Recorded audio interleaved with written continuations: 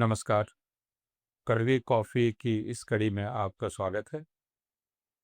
कड़वी कॉफ़ी इधर कुछ अनियमित हो गई है, लेकिन आप में से जो लोग इसे देखते रहे हैं, उन्हें मालूम है और सुनते रहे हैं, उनको ये पता है कि ये अलग-अलग विषयों पर लंबी बातचीत का एक ना ख़त्म होने वाला सिलसिला है। हम कोशिश ये करते हैं कि किसी एक विषय को उसकी गहराई में, उसकी व्यापकता में समझें। अ, हम सबके पास एक राय है और वह राय तुरंत जाहिर कर दी जा सकती है और राय आपस में टकरा सकती हैं, लेकिन क्या उस टकराहट के बीच समझ बची है, नहीं बची है, यह सवाल बचा ही रह जाता है।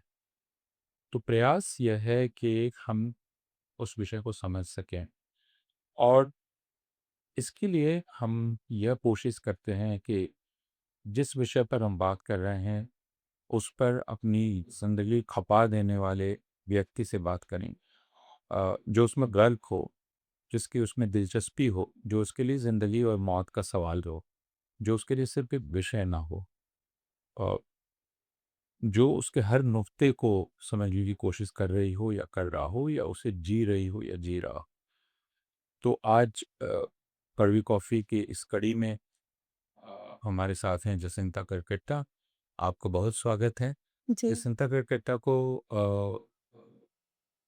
पढ़ने लिखने वाले सारे लोग जानते हैं और बहुत सारे लोग जो पढ़ने या लिखने में उतनी रुचि नहीं रखते हैं लेकिन देखते भी हैं, वे भी जानते हैं क्योंकि आजकल वीडियो भी एक बहुत बड़ा माध्यम है। जसिंता कैलकाटा को मैं कवि और लेखक के रूप में जानता हूँ और इस रूप में भी कि वे विशेषकर आदिवासी अधिकारों लेकिन व्यापक तौर पर नागरिक अधिकारों के संघर्ष में शामिल जमात की सदस्य हैं। अ, जसिंता झारखंड की रहने वाली हैं, अ, भारत की रहने वाली हैं, लेकिन जसिंता एक तरह से पूरी दुनिया की बासी हैं और इसलिए अ, जसिंता ने इस उम्र में ही कई देशों की यात्राएं की हैं। लेकिन वे यात्राएं इसलिए उन्होंने की क्योंकि उन्होंने भाषा की एक लंबी यात्रा की है, बल्कि भाषाओं की लंबी यात्राएं की हैं। अ, वे कवि हैं, हमारे पास उनकी किताबें हैं जो मैं आपको दिखाना भी चाहता हूँ ताकि आप उन्हें पढ़ें। ये अंगोर नाम का संग्रह है, जो अंग्रेज़ी में है। हिंदी, अंग्रेजी बाइलिंगुअल है। हाँ, अनुवाद। और दूसरा ईश्वर और बाज़ार, जो मुझे पिछले 10 वर्ष की जो हिंदी कविता संग्रह हैं, उनमें सर्वश्रेष्ठ संग्रह लगता है, ईश्वर और बाज़ार। और हाल में जो उनका संग्रह आया, वह था प्रेम में पेड़ होना। और अभी 2026 में उनकी कहानियों का संग्रह आया है, औरत का घर। तो ये सारे संग्रह और इसके साथ जड़ों की ज़मीन, जो फिर हिंदी और अंग्रेज़ी में उनकी कविताओं का संकलन है। उनकी कविताओं का अनुवाद देश और इस देश के बाहर के अनेक भाषाओं में हुआ है और जैसा मैंने कहा कि उन्होंने अनेक यात्राएँ की हैं और अ, उन पर बहुत सारे लोगों ने लिखा भी है। तो जसिंता करकत्ता को किसी परिचय की आवश्यकता नहीं है। फिर भी मैंने यह परिचय इसलिए दिया कि यह एक औपचारिकता भी है और यह रिकॉर्ड में भी रहे। अ, जसिंता से ये बात करने का सौभाग्य हम लोगों को इसलिए मिल रहा है कि अभी 2 रोज़ पहले 16 जून को दिल्ली में नीलाभ मिश्रा स्मृति व्याख्यान देने वे आई थीं और उन्होंने वहाँ स्मृति व्याख्यान दिया। अ, इस आत्म-विध्वंसकारी समय में फूल, पत्ती, चिड़ियों की बात करना, ये उनके व्याख्यान का विषय था। तो हम यहीं से शुरू करें। जसिंता, आपका बहुत-बहुत स्वागत। आपने यह विषय क्यों चुना था? हुँ। जी, सबसे पहले आपको तो जोहार और जो लोग सुनेंगे उन सबको भी जोहार। मैंने ये विषय इसलिए चुना था कि ये आत्मविध्वंसक समय में फूल, तितली, पेड़, पानी की बात, क्योंकि मैं भारत के भीतर और पूरी दुनिया में जब घूम रही हूँ, तो मैं देखती हूँ कि अ, दुनिया बदलने के लिए और समाज में एक बदलाव लाने के लिए बड़ी-बड़ी बातों बड़ी-बड़ी बड़े-बड़े वाद आते हैं और बड़ी-बड़ी बातें होती हैं। लेकिन अ, किन चीज़ों से कुछ चीज़ बदलता है वो बहुत छोटी-छोटी बातों से बदलता है। और मैंने अपने जीवन में देखा है कि जब मैं गाँव से निकल के शहर की यात्रा भी कर रही थी, तो मैं तब नहीं जानती थी कि आदिवासी किन विषयों के लिए लड़ रहे हैं, आदिवासियत क्या है, किन शक्तियों के खिलाफ में इनका पीढ़ी दर पीढ़ी हमारे पूर्वजों का लड़ाई चल रहा है। जब मैं गाँव से बाहर निकली, तो बहुत साधारण लोगों की जो छोटी-छोटी मानवीय उनके जो पहलू मैंने देखे, जैसे शहर में किसी ने कोई स्टोर रूम मुझे रह के क्योंकि मेरे पास पैसे नहीं थे घर का भाड़ा दे के मैं शहर में रह पाऊँ, तो छोटा स्टोर रूम साफ करके 2 बेड लगा के दे दिया और बहुत कम पैसे में। किसी ने वो आटा उधार में वो देते थे। कोई व्यक्ति थे जो मैं कंप्यूटर इस्तेमाल करना चाहती थी, तो वो भी उधार में इस्तेमाल करने देते थे। तो मुझे ये लगता था कोई मेरे घर का ये गैस भरवा देते थे, ₹150 का। तो मुझे इन छोटी-छोटी चीज़ों ने, इन छोटे-छोटे मानवीय जो लोगों का पक्ष है और जो संघर्ष करते हैं, खुद भी कर रहे हैं, लेकिन जो समझ पाते हैं दूसरों का भी संघर्ष, मुझे लगता है उसने मुझे अम मानवता के लिए खड़े होने का बहुत साहस और ताकत भी दिया और मुझे संकीर्ण होने से हमेशा बचाया। ये जो जात धर्म और उसका एक जो आदमी संकीर्ण होता जाता है, उससे मुझे बहुत बचा के मेरी यात्राओं और इस दौरान ऐसे लोगों के छोटी-छोटी चीज़ों ने बहुत संकीर्ण होने से बचाया।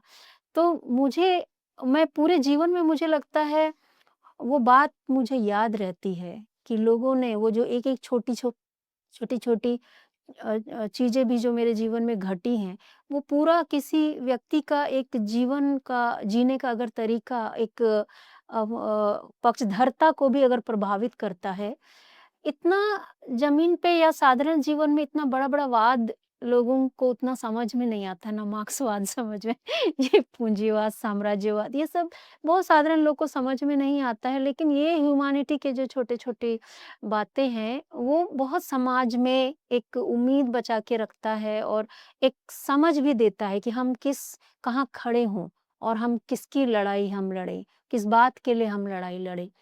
तो मुझे ये लगा कि आजकल ये बड़े-बड़े वादों का इस्तेमाल बहुत जन लोगों को बहुत पैदल सेना की तरह इस्तेमाल करने में वो चल ल हो जा रहा है और उसका खामियाज़ा समाज भी भुगतता है। और अंत में इन सारे वादों का मैं ये देखती हूँ हश्र अंत में जाके यही साधारण लोगों के संहार पे, जनसंहार पे ख़त्म होता है। रक्त पे, युद्ध पे, हिंसा पे ये ख़त्म होता है। तो मुझे लगा कि इन छोटी-छोटी चीज़ों की के बारे बात करना या वहाँ तक लेके आना, जहाँ पे जो छोटी चीज़ें हैं ये हैं उनको बहुत या कोमल चीज़ें हैं उसको उसका इतना महत्व लोग नहीं समझते हैं। समझते हैं कि ये सब कमज़ोर होना या बहुत निरीह होना या इसके रूप हैं, तो उस चीज़ों के बारे कोई ध्यान नहीं देना चाहता है। इसलिए मैंने सोचा कि मैं इस आत्मविध्वंसक समय में कोई बड़ी बातें करने की बजाय मैं इन छोटी-छोटी चीज़ों के बारे, फूलों के बारे, घास के बारे, तितली के बारे, मधुमक्खियों के बारे हम बात कर पाएँ। तो इसलिए वो सब्जेक्ट चुना। तो क्या इसको ये भी कह सकते हैं निसंता कि यह दरअसल दुनिया को देखने की आदिवासी दृष्टि है? हाँ, दुनिया को देखने की आदिवासी दृष्टि ज़रूर है क्योंकि अम अम, जहाँ पे और जिस जीवन दर्शन में आदिवासी जीवन दर्शन में मैं पली-बढ़ी हूँ और मेरा बचपना बिहार के इलाकों में भी रहा। तो कहाँ-कहाँ? जैसे सबसे पहले मेरे माता-पिता थोड़ी पढ़ाई करके बाहर गाँव से निकले और यहाँ कहीं-कहीं पे वो छोटे-मोटे कोई काम कर रहे थे, तो मेरी माँ पटना चली गई। तो पटना का जीवन और उनका दुनिया तो ये हमारे आदिवासी गाँव से बहुत अलग था। फिर हम वहाँ रहते-रहते हम सिवान में रहे, कुछ पढ़ाई मेरी बेतिया में हुई और ये पूरा इलाका समस्तीपुर, मुज़फ्फ़रपुर ये पूरा इलाका मेरा घूमना भी हमारा होता था। तो तो जब मैं वापस अपने इलाके में आती थी, पश्चिमी सिंहभूम आती थी और पूरा जंगलों से भरा हुआ ये इलाका देखती थी और ये लोगों को, तो मुझे लगता था ये 2 दुनिया इतना अलग क्यों है? और जब उधर रहना होता था, तो मुझे लगता था कि एज़ ए ह्यूमन बीइंग एक-दूसरे के प्रति इतना एम्पैथी नहीं है। फिर मुझे धीरे-धीरे बाद में जब बड़ी होने लगी तो ये समझ में आया कि ये कास्ट सिस्टम इतना क्यों हावी है और हम अपने इलाकों में आते हैं तो हम दूर-दूर तक हमने कास्ट सिस्टम के बारे सुना नहीं है। तो ये दोनों दुनिया देखने के क्रम में धीरे-धीरे मुझे ये सारी चीज़ें समझ में आई कि क्या है आदिवासी जीवन दर्शन क्या है? और क्यों पीढ़ी दर पीढ़ी लोग इस दर्शन को बचाने के लिए, उस जीवन शैली को ही बचाने के लिए क्यों वो लड़ रहे हैं लड़ते हैं? और जब हम बिहार के इलाकों में रहते थे तो हम लोगों से बहुत डरते थे। लेकिन हम जब अपने इलाके में आते थे तो लोग कोई दिख गए तो लगता था कि ये तो हमारे कुटुंब हैं, तो बहुत खुशी होती थी। तो मुझे लगता था कि पूरा एनवायरनमेंट आपके एक जीवन दर्शन से पूरा एनवायरनमेंट ही बदल बदल जाता है। और जब हम बिहार के इलाकों में थे तो हम कभी अकेले नहीं निकल पाते थे। अकेले किसी लड़की का निकलना भी अच्छा नहीं माना जाता था। तो कोई ना कोई आदमी या भाई साथ में रहेंगे। तो उससे मेरे भाइयों के ऊपर ये उन उनका बिहार में रहते-रहते ये बना कि हम जो पुरुष हैं हम कुछ ऊँचे चीज़ हैं, माने ऊँचे हैं।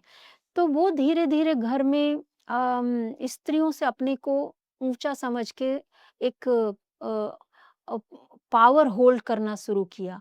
फिर उसमें आपको आप वो निर्णय सारा लेने लगे कि कौन क्या पहनेगा, क्या खाएगा, कितना बजे बाहर निकलेगा या नहीं निकलेगा, छत में कब जाएगा, नहीं जाएगा, पढ़ाई करेगा कि नहीं, यहाँ तक। मुझे लगा कि उसका घर के पुरुषों पे बहुत असर हो रहा था, जो वो एक पितृसत्तात्मक समाज में बाकी लोगों को देख रहे थे। लेकिन जब हम आदिवासी इलाके आते थे, तो ये बड़ा चुप रहते थे। इनका यहाँ कोई पावर नहीं चलता था। तो मुझे लगा यहाँ इनकी बोलती क्यों बंद रहती है। तो मुझे लगा बाद में कि ये समाज का भी इतना असर, यहाँ हम खेत जा रहे हैं, नदी जा रहे हैं, रात में टहलने के लिए सड़क तक जा रहे हैं, ये इस तरह का अधिकार नहीं जता सकते, चुप रहते थे थोड़ा। तो मुझे लगता था कि किस तरीके से ये समाज का वो असर घर के आदिवासी पुरुषों पे भी किस तरह से पड़ता है, पड़ रहा था। तो ये 2 दुनिया और दोनों दुनिया का जीने का शैली और ढाँचा किस तरीके से है, वो भी धीरे-धीरे समझ में आने लगा था। तो मुझे लगता है यात्राओं ने शायद मुझे एक जो सोशियो पॉलिटिकल अंडरस्टैंडिंग बड़े होते-होते, ये चूँकि दोनों समाजों के बीच और रहना और अलग-अलग समुदायों के बीच, तो हम सिर्फ़ जैसे हम उरांव आदिवासी समुदाय हैं, बट हम सिर्फ़ उरांव आदिवासी समुदाय में नहीं रहे। एक हमारा परिवार जिन्हें हम माँ-बाप अभी भी बोलते थे, वो परिवार अपना वो मुंडा आदिवासी परिवार से था, फिर संथाल आदिवासी परिवारों में रहना हुआ। हमारे गाँव के आस-पास जो दलित और ओबीसी हैं, उनके साथ हमारा रिश्ता था। तो हमारे घर में अधिक हिंसा होता था, तो मेरी बहन ने किसी दूसरे परिवार में रह के पूरी अपनी पढ़ाई की। उन्होंने पढ़ाई का खर्चा और घर में रहने का खर्चा उठा के मदद किया।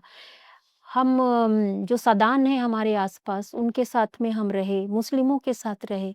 तो मुझे लगता है उन सब का असर तो बड़े होने के बाद मेरे लेखन में अ अ, ऐसे कोई आदिवासी से शायद अलग अलग हो सका, जो अपने गाँव में ही रह के लिखता तो उसका नज़रिया शायद अलग होता। लेकिन मैंने जो दुनिया, जो समाज देख के मैंने लेखन के दिशा में मेरा आना हुआ, उससे मेरा नज़रिया अलग ही रहा। तो हुँ, हाँ, लेकिन अगर हम यह समझने की कोशिश करें कि ये आदिवासी जीवन दर्शन क्या है, हुँ, हुँ, तो आप उसको किस प्रकार व्याख्यायित करेंगी? हुँ, आदिवासी जीवन दर्शन। हुँ। एक तो आदिवासी जीवन दर्शन के कोर में है कि हर इंसान का आज़ाद और कनेक्टेड, ये दोनों कैसे रहे? धरती से भी, प्रकृति से भी कनेक्टेड और समाज से भी, समुदाय से भी कनेक्टेड ठीक उसी समय में वो उसकी थोड़ी आज़ादी भी कैसे रहे। तो इंसानों की आज़ादी वो बहुत कोर में है और सामंजस्य में हम कैसे जी पाएँ? क्योंकि आदिवासी ऐसा मानते हैं कि अ, हर कोई कुटुंब है, तो मतलब एक बड़े परिवार का हिस्सा है। तो उनको इंसानों से आपस में ऐसे डरने का ज़रूरत नहीं है। इसीलिए जैसे किसी के घर भी जब मैं शहर भी आकर के कि हम जब हम रेंट ढूँढते थे, तो किसी के घर भी जाने से वो नहीं पूछते थे कि आप कौन हैं? वो पूछते थे कि आप किस तरफ के हैं? ताकि वो देख सके कि क्या हम कुटुंब लगते हैं क्या? तो ये आदिवासी जीवन दर शैली से आता है कि तुरंत आपको एज़ अ ह्यूमन बीइंग अनजान नहीं मानेंगे। अगर आप आदिवासी हैं, तो ह तो हम एक बड़े परिवार का हिस्सा हैं। तो उसमें ये हायरार्की मैं नहीं देख पाती हूँ कि कोई सबसे नीचे है, कोई बीच में है और कोई ऊपर है और हम बातचीत करके कैसे कोई समाज या कोई अपना इलाका हम बातचीत करके कैसे चला पाएँ। तो जिनको चुना भी जाता है वो राजा की तरह राजा वर्ड बाद में इस्तेमाल होने लगा मुझे लगता है हिंदी पढ़ा राजा ये सब जो वर्ड इस्तेमाल होने लगा हिंदी के संपर्क में भी आने की वजह से हुआ होगा। तो था कि मतलब कोई कोई एक सेंटर में और ऐसे नायक या कोई वो नहीं है। हम कैसे कलेक्टिव हम चला सकते हैं, अपने इलाकों को चला सकते हैं। तो ये पूरा मुझे लगता है ये पूरा जीने का ही एक तरीका है और इसीलिए उनके आस्था का भी ये तरीका है कि आप हर चीज़ जो आपके आस-पास है चूँकि वो आपके जीवन को मदद करती है, चाहे पानी है, पेड़ है, मिट्टी है, खेत है, गाय-बैल है, तो वो भी आपके जीवन परिवार का हिस्सा है, इसलिए उनको भी टाइम टू टाइम आप उनको धन्यवाद दीजिए, उनको उनके साथ नृत्य कीजिए और बस आप उसके बाद अपना काम पे जाइए। वो इसलिए वो नहीं करते हैं कि ये कुछ बड़े महान हैं या ईश्वर सबसे बड़ा है, महान है। महानता का इतना नायक का इतना कुछ कॉन्सेप्ट नहीं है। तो ये पूरा जीने का जो एक तरीका है वो आपको बहुत हीलिंग देता है और बहुत बिना डरे भी आप थोड़ा सुकून से भी रह सकते हैं। तो ये समाज का एनवायरनमेंट और एनर्जी ही बहुत डिफरेंट होता है और जब हम ऐसे समाज में जाते हैं जहाँ पे अम, अ पावर को बहुत शक्ति को ही पूजते हैं। वो शक्ति जिस रूप में भी रहे, कोई ताकतवर इंसान हो, नायक हो, कोई राजा हो या ईश्वर को भी शक्ति के रूप में ही वो देखते हैं या पैसा उसके बाद आ जाए या कोई कुछ भी संसाधन। तो शक्ति की इतनी ये है कि उसके सामने इंसानों को ऐसे बाँट दिया गया है कि ये इसी लायक होंगे, इनके साथ हम अन्याय कर सकते हैं, हिंसा कर सकते हैं। ये कुछ लोग होंगे जिसको हम पूज्य मानेंगे, ये कुछ लोग हैं जिनके साथ हम शासन करने के लिए इनके साथ कोलैबोरेशन करेंगे बट इनको भी हम अपने से नीचे मानते हैं। ये जो आप कोई समाज को इसी तरह से बाँट देते हैं, तो उसमें बहुत एक स्वस्थ समाज कैसे बनेगा? उसमें तो हमेशा आप ही के बीच में से थोड़े से लोग बहुत संपन्न संसाधन पे ये और पूज्य रहेंगे और बाकियों की हालत तो मतलब जानवर से भी नीचे आप करेंगे। तो ये मुझे लगता है बहुत अनहेल्दी जीने का तरीका है और जिसमें हमेशा डर से आपको रूल करना है। तो आदिवासी समाज में जब हम देखते थे आज से 30-40 साल पहले इंसान कोई दिख गया तो बहुत लगता था कि ये कितनी खुशी की बात है जंगल में दूर से भी। तो डरते नहीं थे और जानवरों से भी इतना नहीं डरते थे क्योंकि उनको लगता था कि इनको भी ठीक से अगर हम समझेंगे तो हम इनके कोलैबोरेशन में जी सकते हैं। मतलब आप सिर्फ इंसानों को नहीं पूरी धरती के हर जीव को भी आप थोड़े एक परवाह के साथ आपको लगता है हम समझ के साथ जी सकते हैं। हायरार्की वाले सिस्टम में क्या होता है कि हमेशा उसमें किसी न किसी का जीना आप दूभर ही करेंगे और फिर नेचर को भी आप इसी तरीके से देखते हैं। उसका कुछ एहसास नहीं है। तो उसमें हमेशा यही होता रहता है कि कुछ लोग ही हमेशा ताकत के बल पे और डर बनाए रख के बल पे संसाधनों का अच्छा उपयोग करेंगे या अच्छा जीवन देखेंगे। बाकी बाकी के का जीवन या उसको आपके तक आने के लिए हमेशा हर पीढ़ी दर पीढ़ी स्ट्रगल करता रहेगा। हम आदिवासी दृष्टि से देखते हैं धरती में जीने का ये अच्छा तरीका नहीं है, बहुत अनहेल्दी तरीका है।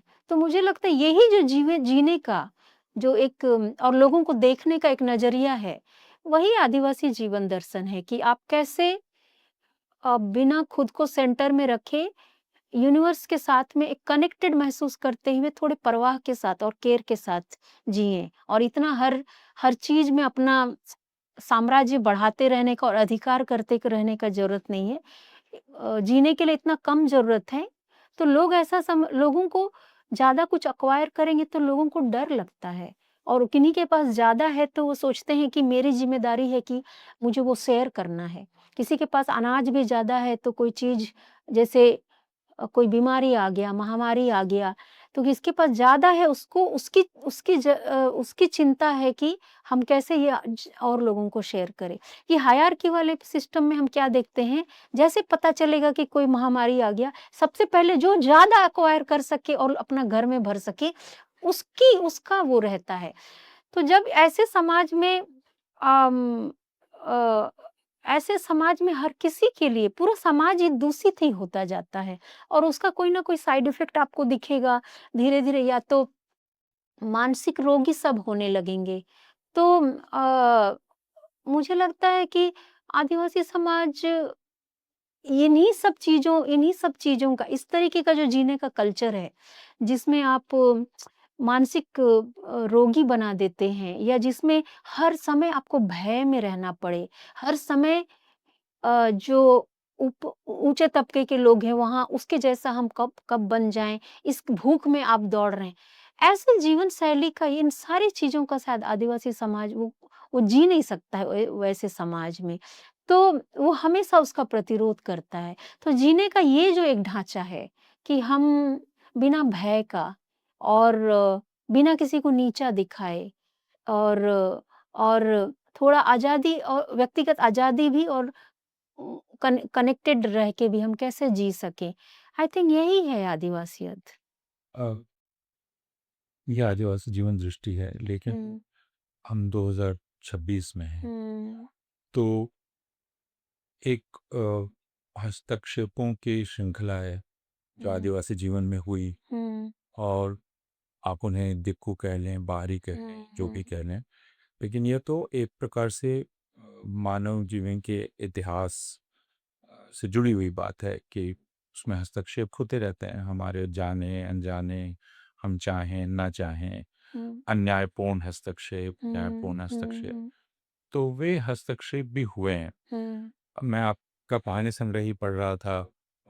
अक्सर आदिवासी जीवन के बारे में बात करते समय जो बहुत सारे लोग अ, उसे इस प्रकार पेश करते हैं जैसे एक आधुनिक जीवन है, हुँ, शहरी जीवन है जिसमें हिंसा ही हिंसा है, हुँ, ऊंच नीच है, और जो पितृसत्तात्मक है, हुँ, और उसके बरक्स एक आदिवासी जीवन है जिसमें ये सारे अवगुण नहीं है। लेकिन हुँ, आपका कहानी संग्रह उससे अलग बात कर रहा है। हुँ, हुँ, हुँ, वो ये कह रहा है कि आदिवासी जीवन दृष्टि एक चीज़ हो सकती है, हुँ, लेकिन आदिवासी जीवन अब वैसा नहीं रह गया हुँ, है। हुँ, हुँ, हुँ, तो इसके बारे में आप क्या हुँ। कहेंगे?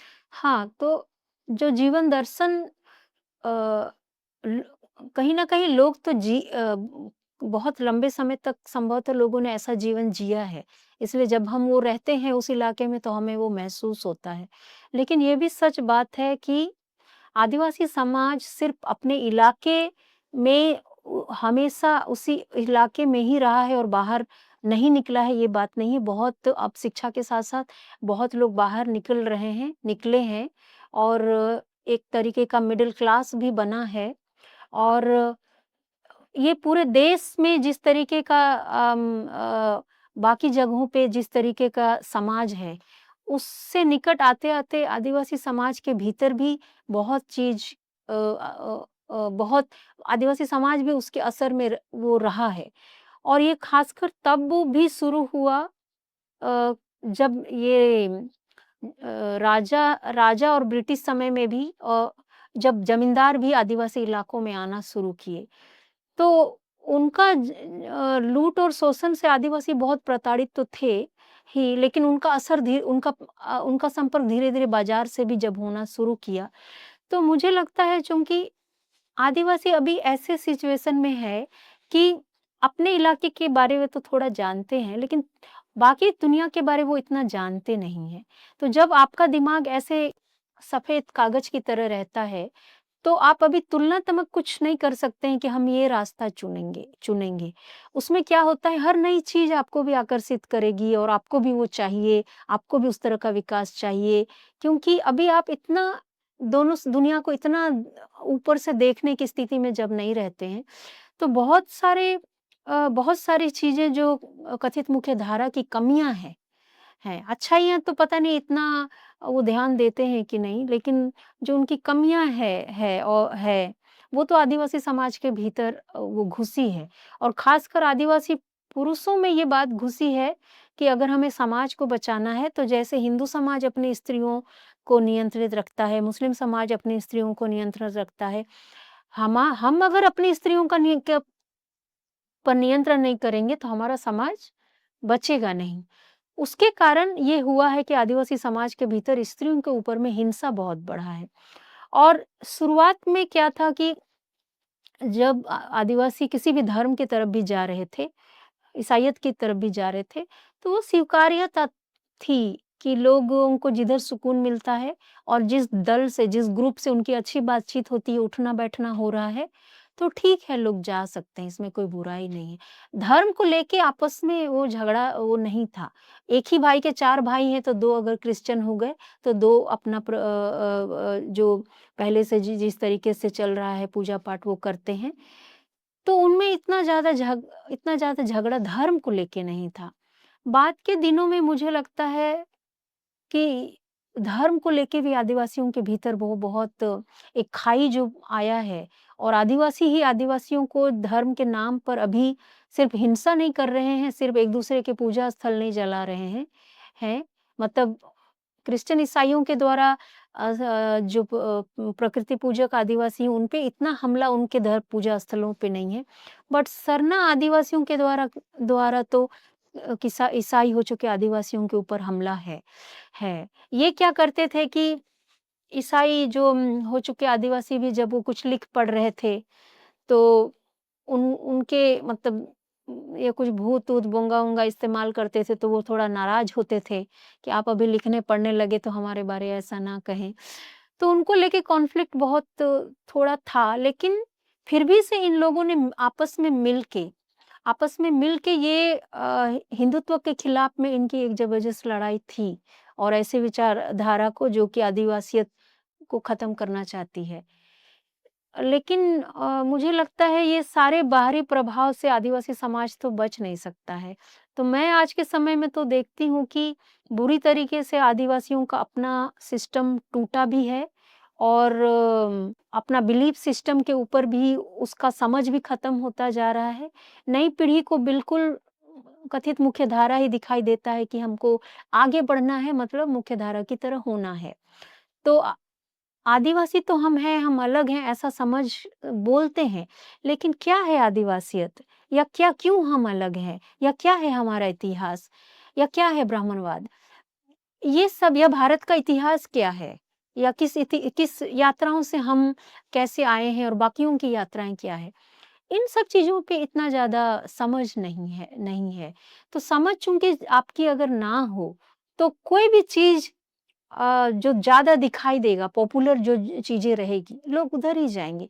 तो आदिवासी युवाओं में भी मैं देखती हूँ कि खुद का एक ओपिनियन या अंडरस्टैंडिंग नहीं है, जिधर ज पॉपुलर जो बातें हो रही हैं, जो परिभाषाएँ आ रही हैं, लोग उसी को फिर रिपीट करने लगते हैं। क्योंकि एक कमी तो है कि आदिवासी समाज के भीतर में ये स्व अध्ययन का कल्चर वो है नहीं। जब क्रिश्चियनिटी पहली बार आया तो उन्हें एक पहला किताब मिला कि बाइबल पढ़ें।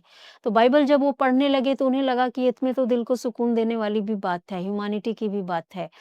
तो उनको लगने लगा कि हाँ, ये अच्छी किताब है। तो एक वही किताब वो घुमा-घुमा के वही पढ़ते थे और कोई किताबों का अध्ययन कोई परिवारों में इतना होता नहीं है। तो उनको खुद ही नहीं समझ में आता है कि अ, तब ऐसी हालत में क्या होता है, जो बाहर से जो परिभाषाएँ आदिवासियों के बारे कही जा रही हैं, वही आदिवासी रिपीट करते जाते हैं। बाकी के देशों में मैं देखती हूँ, उनका खुद का सेल्फ और अपने समाज की परिभाषा वो बहुत स्ट्रॉन्ग है और वो जानते हैं और सोशियो पॉलिटिकल और उनकी चेतना बहुत उनमें चेतना है और उन्हें मालूम है कि हम हमारी लड़ाई किनसे है। तो आदिवासी समाज में ये बहुत आपको मोड़ देना बहुत ईज़ी है कि आप असल में लड़े किससे। तो अभी मोड़ दिया गया है कि देखिए ये जो क्रिश्चियन हो गए हैं और थोड़े पढ़ लिख रहे हैं, संपन्न भी हैं, नौकरियों में गए हैं, यही आपके शोषक हैं। तो मोड़ दिया गया है पूरी लड़ाई को कि आप आपस में ही लड़ाई करें।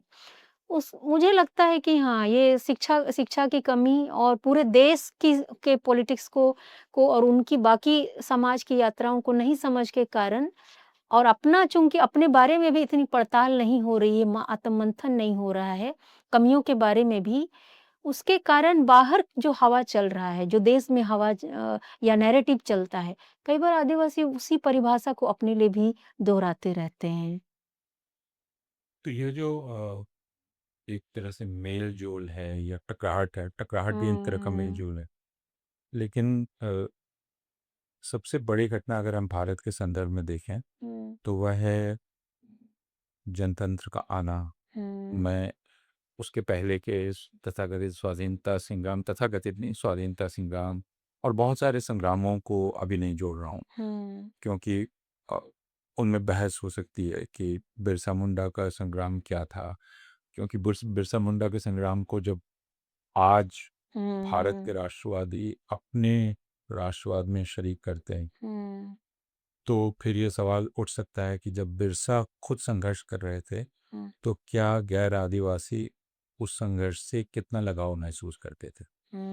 यह भी तो एक हुँ, प्रश्न उठता है, हुँ, क्योंकि अभी गैर आदिवासी ज़रूर उनको समाहित करने की करने की कोशिश कर रहे कोशिश हैं, कर रहे हैं, लेकिन बिरसा के संघर्ष में वो खुद कितना शामिल थे? शामिल थे। तो बिरसा को स्वाधीनता संग्राम के सेनानियों में शामिल कर लिया जाएगा, जो हुँ, भारत का एक बड़ा इतिहास लिखा जाएगा, लेकिन इस प्रश्न पर कोई विचार नहीं करेगा। हुँ, तो मैं अभी वहाँ नहीं जाना चाह रहा हुँ, हूँ। हुँ, हुँ, मैं यह कह रहा हूँ कि संसदीय जनतंत्र का जो संपर्क हुआ आदिवासी जीवन से, और उसमें संसदीय जनतंत्र की संस्थाओं की एक आकांक्षा हुई कि वे आदिवासियों को जनतांत्रिक बनाएंगे। हुँ, तो संसदीय जनतंत्र की प्रक्रिया में उनको शामिल करना, हुँ, जिसमें चुनाव है, जिसमें वे मतदाता होते हैं, फिर दल प्रतियोगिता करते हैं उनको अपने भीतर लाने की।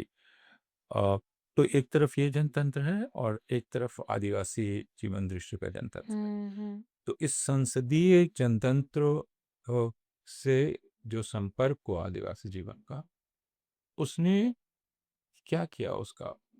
हुँ।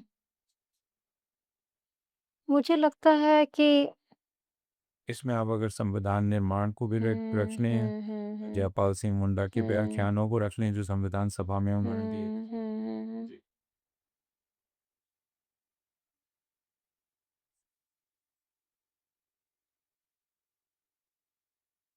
मुझे लगता है जितना लाभ आदिवासियों को होना चाहिए या उसकी आदिवासियत को समझ अगर देश को होती तो वो उसका महत्व समझ पाते कि इस देश के भीतर में ऑलरेडी पहले से एक दुनिया है, जो ऑलरेडी बहुत लोकतांत्रिक है। और तो मुझे लगता है ये चुनाव प्रक्रिया और इसने आदिवासियों को ज़्यादा और परेशान किया है, क्योंकि अभी क्या होता है कि आदिवासी इलाके में अगर बाहरी आकर के काफ़ी संख्या में आके रहने लगे, तो जिसकी संख्या जितना है वो जीत जाता है और वही वही अपने तरीकों को फिर लागू करना शुरू करता है। उसमें आदिवासी तो हमेशा जिस लोकतांत्रिक जीवन शैली की बात करते हैं और जीना चाहते हैं इस देश के भीतर, वो हमेशा वो खतरे में ही रहेगा। तो आदिवासी इस ये तांत्रिक शैली में कभी सुरक्षित महसूस नहीं करते हैं। उन्हें हर बार हर चुनाव और हर चीज़ के हर हर चुनाव के बाद उसको अपने इलाकों का लोकतंत्र हम कैसे बचाएँ, उसका उसको इस देश के भीतर वो खतरा हमेशा रहता है। तो मुझे लगता है अ, उनका संघर्ष और बढ़ा है और उनके इलाकों में और उनके जो एक लोकतांत्रिक जीने का तरीका है, उसको तो सुरक्षा नहीं मिला है। हाँ, यानी आपका ये कहना है कि उससे एक तरह की विकृति ही आई है विकृति ही आई है, और क्योंकि असुरक्षा। इस चुनाव के माध्यम से जो भी ताकतवर हैं, वो चूँकि शिक्षित हैं और वो राजनीति के तौर-तरीकों जानते हैं और वो ऊपर से आदिवासियों का इलाकों का अध्ययन करके भी बैठे रहते हैं, तो वो जानते हैं कि कैसे इनको आपस में बाँट भी दिया जा सकता है। ये धर्म का भी जो शुरू हुआ आदिवासियों के बीच में, वो आज़ादी के बाद में अम, ये राजनीति में जो लोग थे, उन्होंने ही ये शुरू किया क्योंकि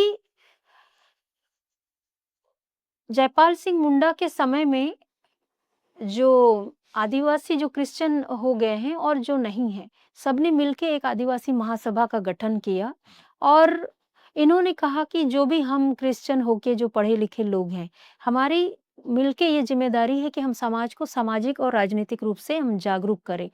तो इन्होंने जो जागरूकता का एक मुहिम चलाया, उसका असर इतना हुआ कि देश के पहले आम चुनाव में ये सारे के सारे इसके जो लोग जुड़े हुए थे, वो जीत गए।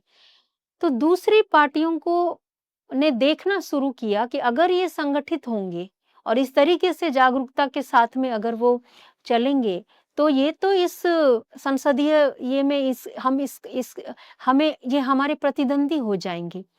उन्होंने तब शुरू किया कि हम इनको आपस में कैसे बाँट करके रखें और तब राजनीति के साथ-साथ ये धर्म का मामला भी आदिवासियों के भीतर घुसाया गया और तब वो आपस में जब लड़ाई करने लगे तो उनके वोट भी बँटने शुरू हुए और उसमें जो नॉन क्रिश्चियन आदिवासी हैं वो ज़्यादा गए तो संघ की तरफ और बीजेपी की तरफ गए और उनके इलाकों में संघ का काम भी बहुत शुरू हुआ हुआ और वो टारगेट करने लगे कि ये जो क्रिश्चियन हुए हैं आदिवासी, चूँकि ये पढ़े हैं, पढ़े-लिखे हैं, वोकल हैं और राजनीति में इनकी आवाज़ ज़्यादा ऊँची रहती है, तो ये ही आपके लिए खतरा है।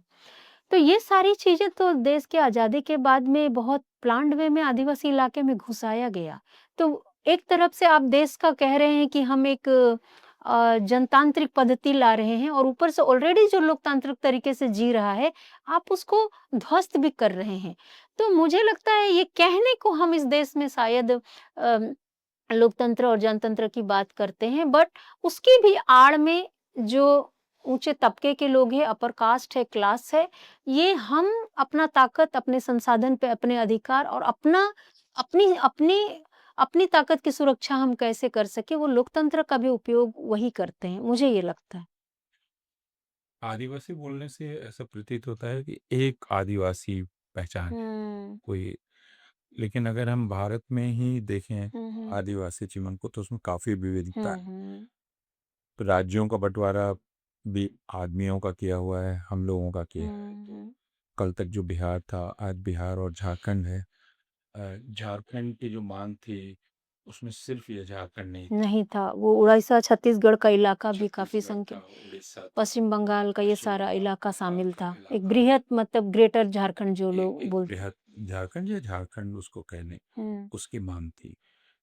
वह तो पूरी नहीं हुई। हुँ, तो अब आदिवासी छत्तीसगढ़िया भी हैं, हुँ, आदिवासी झारखंडी भी हैं, आदिवासी हुँ, उड़िया भी हैं, हुँ, आदिवासी बंगाली भी हैं, या बंगाल के भी हैं। हुँ, और इसमें विविधता हुँ, विविधता भी है और भेद भी है। हुँ, तो आपसे रिकॉर्डिंग के पहले जो हमारी चर्चा हो रही थी, हुँ, उसमें अ, एक एक एक बात ये आई थी कि झारखंड के आदिवासियों में राजनीतिक चेतना जितनी प्रखर है, हुँ, और ख़ासकर राजनीतिक चेतना यानी आदिवासी राजनीतिक चेतना हुँ, हुँ, जितनी प्रखर है, वह छत्तीसगढ़ के आदिवासियों में नहीं है, हुँ, हुँ, हुँ, या शायद उड़ीसा के आदिवासियों हुँ, में हुँ, भी नहीं है। हुँ, तो अ, आप उसको किस तरह से देखती हैं? पहले तो मैं ये बताना चाहूँगी कि ये आदिवासी एक ही शब्द जो लोग इस्तेमाल करते हैं वो देश के सारे अलग-अलग समुदाय के भी आदिवासी हों, बट वो एक आदिवासी शब्द के भीतर में अपने आप को मानते हैं। नॉर्थ ईस्ट आदिवासी शब्द से अपने को संबोधित नहीं करता है, वो ट्राइब ही कहना पसंद करता है और बाकी देश के बाकी हिस्सों के जो आदिवासी उनके इलाके में भी हैं, तो वो उनको आदिवासी कहता है। तो मूलतः जो नॉर्थ ईस्ट में पहले से हैं, वो खुद को ट्राइबल ही बोलते हैं और अंडमान निकोबार में जो बहुत पहले से हैं, लेकिन वहाँ भी देश के बाकी हिस्सों से जो गए हैं आदिवासी, वो वहाँ भी खुद को आदिवासी ही कहते हैं। तो मुझे लगता है लोगों ने एक सामाजिक और राजनीतिक चेतना आने के बाद ये तय किया कि हम इस देश के भीतर में हम अपने आप को क्या कहें। तो ट्राइबल में ऐसा लगता है कि बस कबीला है, लेकिन आदिवासी जब लोग कहते हैं तो उसमें ये पूरा जीवन दर्शन या आदिवासियत की बात के साथ वो अपनी अपने को उस पहचान की ताकत और उस जीवन शैली से भी फ़र्क करते हैं कि हम राजतंत्र वाली प्रक्रिया में हम नहीं आते हैं। हम अपने लोकतांत्रिक तरीके से, उससे वो फ़र्क अपने आप को करते हैं। तो इसीलिए वो आदिवासी उनके लिए आदिवासी शब्द वो इस्तेमाल करते करते हैं। तो हाँ, तो झारखंड में ये है कि 72 साल का उनका सिर्फ़ झारखंड क्योंकि आज़ादी के पहले से वो झारखंड एक बृहद झारखंड की माँग के साथ में वो चूँकि लड़ रहे थे और यहाँ पे एक बाबा साहब आम्बेडकर के पैरेलल यहाँ पे और वेरियल एल्विन के पैरेलल चूँकि जयपाल सिंह मुंडा वेरियल एल्विन के भी दोस्त थे और बाबा साहब आम्बेडकर को भी जानते थे। तो इनके समय में एक आदिवासी नायक और नेता के रूप में जयपाल सिंह मुंडा जब ऑक्सफोर्ड से लौट के आए, तो आदि उस समय एक बड़े मतलब एक कद्दावर व्यक्ति जो पढ़ा-लिखा है, जिसको अंग्रेज़ी आती है और जो देश दुनिया की थोड़ी समझ है, तो ऐसे व्यक्ति जब झारखंड में आए, तो लोगों ने खुद को संगठित करना शुरू किया और बहुत एक लंबी लड़ाई भी इन्होंने लड़ी समाज को जागरूक करने के लिए भी और राजनीतिक तरीके से भी। तो उसका असर बहुत लंबे समय तक उसके उसका जो असर है, उसके असर में झारखंड बहुत लंबे समय तक रहा। इसीलिए यहाँ पे झारखंड में मुझे लगता है इसलिए हर बार सत्ता पलट जाती है क्योंकि हमेशा इस तरह के लोगों का सत्ता पे रहना कठिन होता है जो पूरे आदिवासियों को बहुत प्रभावित करे या वहाँ हाशिए के लोगों को प्रभावित करे। इसीलिए वहाँ पे एकजुट होके लोग सत्ता पलट पाते हैं। बाकी के जगहों में क्या है कि इस तरीके का कोई लंबे समय का खासकर सामाजिक और राजनीतिक चेतना को लेके काम करने वाले और सुधार का काम करने वाले ऐसा मुझे लगता है थोड़ा कम भी हुआ हो। तो वहाँ पे निश्चित रूप से छत्तीसगढ़ में गुंडाधुर हुए इसलिए वहाँ पे भूमकाल कोया क्रांति सेना और संगठन जो है युवाओं के बीच में और कोया और गोंड आदिवासियों के बीच में एक सामाजिक राजनीतिक चेतना लाने के काम कर रही है, लेकिन वो बहुत बाद-बाद में ये सारे प्रयास शुरू हुए। तो मुझे लगता है कि बंगाल के इलाकों में या उड़ीसा के इलाकों में या मध्य प्रदेश के आदिवासी इलाकों में, छत्तीसगढ़ का, उस तरह की चेतना नहीं है जो झारखंड के आदिवासियों में वो है झारखंड के आदिवासियों में वो है। तो बाकी इलाकों में हम देखते हैं, खासकर जब छत्तीसगढ़ को हम देखते हैं तो अभी भी झारखंड में आदिवासी ये स्ट्रॉन्गली कह सकते हैं कि हम अम, हिंदू नहीं हैं। लेकिन छत्तीसगढ़ जैसे आप इंटर करेंगे, जो क्रिश्चियन हैं उनको आदिवासी भी नहीं मानने के लिए इस तरीके का दिमाग में भर दिया गया है आदिवासियों का, कि आदिवासी भी खुद अब जो क्रिश्चियन हो गए हैं, वो धर्म के आधार पे विभाजन करते हैं कि जो क्रिश्चियन है, उसको हम आदिवासी भी नहीं मानेंगे। और जो प्रकृति पूजक भी हैं, वो सारे के सारे अपने को हिंदू ही कहते हैं। तो बहुत अलग सिनेरियो आपको आपको छत्तीसगढ़ के इलाकों में मिलेगा और बहुत अलग सिनेरियो आपको झारखंड के इलाकों में मिलेगा।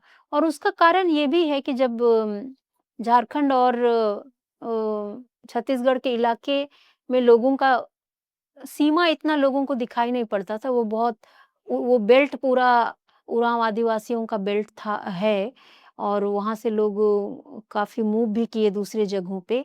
तो वो एक तरीके से वो आदिवासियों का गढ़ था और वो काफ़ी पहले तो बहुत डीप जंगल का इलाका था, वहाँ जब क्रिश्चियनिटी आया और सबसे पहले स्कूल शुरू हुए, तो सबसे पहले ये जसपुर के इलाकों में पढ़े-लिखे आदिवासियों ने खासकर हिंदू राजा और हिंदू जमींदारों के खिलाफ में ये मुफ्त में कोई काम करना बेगार करने के खिलाफ में इन्होंने रिवोल्ट किया था। तो ऐसा रिवोल्ट उस इलाके में हिंदू राजाओं ने आदिवासियों का देखा नहीं था या जमींदारों ने। उन्हें लगता था ये तो इतने अनपढ़ और वो लोग हैं, तो उन्हें लगा कि क्रिश्चियन बनते ही और शिक्षा के कारण हमें शासन करने में इनका बार-बार बाधा पैदा होगा। तो सबसे पहले आप देखेंगे आरएसएस ने इसी इलाके से अपना काम शुरू किया और वहाँ पे इसलिए बाद में जब छत्तीसगढ़ हुआ, तो बहुत लोग उनके छत्रछाया में जाना शुरू किए और आज के समय में वो ऐसे आदिवासियों का इस्तेमाल आपको क्रिश्चियन हो चुके आदिवासियों के खिलाफ कर रहे हैं और बाद में उसका नया रूप हम देखते हैं नई नई भाषा में जो वो बात कर रहे हैं, वो डिलिस्टिंग की बात कर रहे हैं। तो वो आदिवासियों को ही ये बार-बार वो परिभाषा आदिवासी बार-बार बोलते हैं वो हैं। तो ये थोड़ा फ़र्क दिखाई पड़ता है।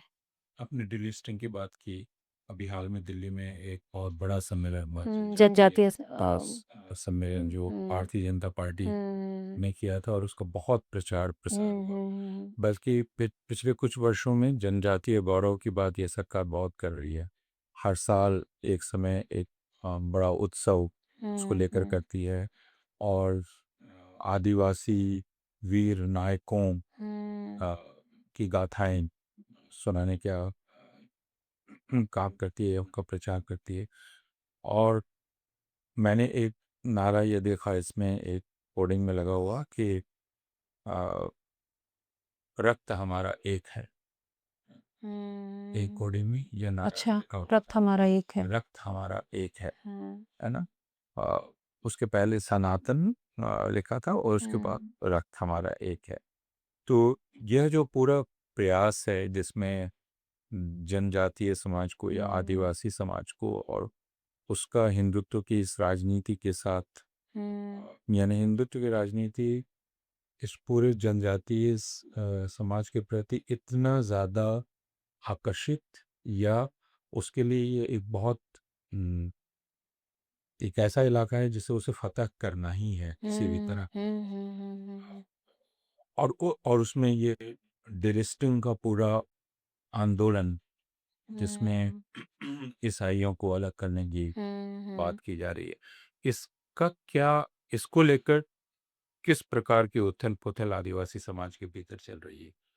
कैसे देखिए, अभी संघ का और बीजेपी का इनका ये अभी जो सबसे बड़ा मुहिम जो यही है कि इन्होंने जैसे बौद्धों को फ़तह किया, जैनों को फ़तह किया, अभी उनका सबसे बड़ा टारगेट है कि वो आदिवासियों को हम कैसे फ़तह करें। क्योंकि ये ही जो जीवन दर्शन है, वो काउंटर में वो उसका लड़ाई हमेशा वो चलेगा, ब्राह्मणवाद के खिलाफ में। तो कैसे उस फ़ोल्ड में सबको लाएँ और नीचे एक हायरार्की के नीचे में उनको रख दिया जाए तो और कैसे पैदल सेना उनका तैयार हो और एक जो इतनी बड़ी संख्या है देश में लगभग 12 करोड़ की जो संख्या है वो कैसे इस फोल्ड में आए ताकि वो एक हिंदू राष्ट्र की जो उनकी परिकल्पना है वो बात कर सके जिसमें ब्राह्मण हमेशा आगे रहें ऊपर रहें रूल करें और चूंकि उनका राजतंत्र के की शैली में ही जीने का उनका तरीका है, तो ये जो प्रजातंत्र और लोकतांत्रिक जो एक जीने वाले जो लोग हैं, उनका पूरा ध्वंस कैसे करें, वो बहुत पहले वो जो बौद्धों के साथ कर रहे थे और बाकी के लोगों के साथ जो राजतंत्र के खिलाफ और इस तरीके के ढांचे के खिलाफ अलग तरह से जीने की जो बात करते थे, उनके साथ जो कर रहे थे, वो आज के समय में उनको हर हाल में वो आदिवासियों का इस पूरे जीवन दर्शन और उस शैली का दमन करना है, तो हर तरीके की परिभाषा, हर तरीके का नैरेटिव और हर तरीके का कार्यक्रम लेके आना या आदिवासी नायकों को अभी शामिल करना, ये सब सारी चीज़ें वो चल रही हैं। तभी भी तब तो पावर समीकरण में आदिवासियों के पास अभी कोई और बेटर ऑप्शन नहीं है कि वो कहीं जा पाए। उस समय था कि एटलीस्ट उन्हें उस समय देश में जब ये ब्राह्मणवाद के खिल से भी लोग बहुत प्रताड़ित थे, तो उस समय सूफी हो गया, भक्ति आंदोलन चल रहा था, बौद्ध जो जीवन दर्शन लेके आ रहे थे, वो बहुत आदिवासियत की तरह है। तो बहुत-बहुत सारे दूसरे समाज के लोग उधर जा रहे थे। आदिवासियों के पास ऑलरेडी एक अपना जीवन दर्शन है, तो ना ये बौद्धों की तरफ गए, ना ज़्यादा जैन की तरफ गए। जब मिशनरी आए तो इन्हें लगा, ये बहुत-बहुत साल इन्होंने इंतज़ार किया कि कब ये मतलब कब ये कनेक्टेड हम महसूस हो करेंगे। जब वो उन्होंने उनकी भाषा सीखनी शुरू की, इनके पहलुओं को जब उन्होंने समझना शुरू किया, सीखना शुरू किया, इनके साथ एक तालमेल बैठाना शुरू किया, तो बहुत हद तक पावर आदिवासियों के हाथ में था कि अगर हम आपका धर्म अपनाएँगे, तो लेकिन हम अपनी चीज़ें कभी छोड़ेंगे नहीं। तो मिशनरियों ने, क्रिश्चियनिटी ने वो थोड़ा वो किया। इसीलिए उस समय इनके पास ऑप्शन था कि ये हिंदू राजा और हिंदू जमींदारों के खिलाफ में जब लड़ते-लड़ते बहुत वो परेशान हो रहे थे, तो इन्होंने क्रिश्चियनिटी की तरफ गए, कि ये ताकत है जो इनको थोड़ा मदद कर पाए। तो जो शिक्षा मिला इनसे, तो इसको आदिवासियों को बहुत लड़ने में बहुत ताकत मिला। अभी कोई और पावर समीकरण में और कोई है नहीं जिधर आदिवासी जा सकते हैं। तो बहुत सारे आदिवासियों को लगता है कि अगर इन्हीं से हमें खतरा है, लेकिन ये हमारे बीच में आके हमारे साथ जुड़ना चाह रहे हैं, काम करना चाह रहे हैं, हमें कुछ गौरवान्वित भी कर रहे हैं, हमारे नाम से कोई बड़े समारोह कर रहे हैं, कोई एक आदिवासी महिला को इन्होंने राष्ट्रपति बना दिया, ये थोड़ा हमारी बातें सुन रहे हैं, हमारे लिए कोशिश कर रहे हैं। तो आदिवासियों के पास अभी चारा नहीं है। वो जानते हैं कि इनका इनके जीने का तरीका से हम कभी मैच नहीं होंगे। ना आदिवासी मानते हैं कि हम हिंदू हैं, लेकिन ये पावर समीकरण में आदिवासियों के पास अभी कोई रास्ता नहीं है। तो जो क्रिश्चियन क्रिश्चियन हो गए हैं, वो कभी भी ये हिंदू ढांचे में तो वो कभी भी नहीं आ सकते हैं, क्योंकि एटलीस्ट क्रिश्चियन होके उनके पास थोड़ा आदिवासियत तरीके से जीने का रास्ता है। हिंदू ढांचे में तो वो बिल्कुल नहीं आ सकते हैं। तो अभी हिंदू ढांचे में आने के लिए सिर्फ जो क्रिश्चियन नहीं हुए हैं, ऐसे आदिवासी हैं। तो संघ का और बीजेपी का उनके पास में जाना, काम करना, वो बहुत ग्रास रूट में बहुत स्ट्रांगली है, और उन आदिवासियों के पास में अभी कोई पावर समीकरण में और कोई किन्हीं के पास जाने का कोई रास्ता नहीं। तो वो निश्चित रूप से उनके साथ जा रहे हैं, लेकिन कहीं न कहीं फिर भी उनके मन में बहुत एक पीड़ा है कि उनके भीतर भी लड़ाई होती है। कुछ मैं इलाकों में गई, तो वहाँ देखा कि एक पूजा स्थल में उन्होंने कहा कि सिर्फ़ आपका पंडित नहीं बैठेगा, हमारा भी पाहन बैठेगा, और हम अपना अलग से हम पैसा कलेक्ट करेंगे। जो आप दान पेटी रखते हैं, तो हम भी रखेंगे। तो इस तरीके से बार्गेनिंग कर के, लड़ के, और उनके भीतर लड़ाई भी होता है कि लेकिन बहुत सारी चीज़ें हिंदू संगठनों को उन आदिवासियों की माननी पड़ती है, क्योंकि उनको इनके साथ कोलैबोरेशन करके अभी चलना है। तो मुझे लगता है कि वो एक असहायपन से उनके साथ जाना हो रहा है, क्योंकि अभी वो पावर में हैं, और एक थोड़ा जो आदिवासी कुछ कह रहे हैं तो थोड़ा सॉफ्ट कॉर्नर भी रखते हैं, और आदिवासियों को लगता है कि जब इन्हीं से हमें खतरा है, तो इनके साथ अगर खड़े रहें, इनके साथ अगर हम कोलैबोरेशन कर सकें, तो थोड़ा वो खतरा, वो संकट कम होगा। तो एक तरीके से मुझे लगता है ये असहाय असहाय वाली स्थिति ही है। दंगे। हाँ।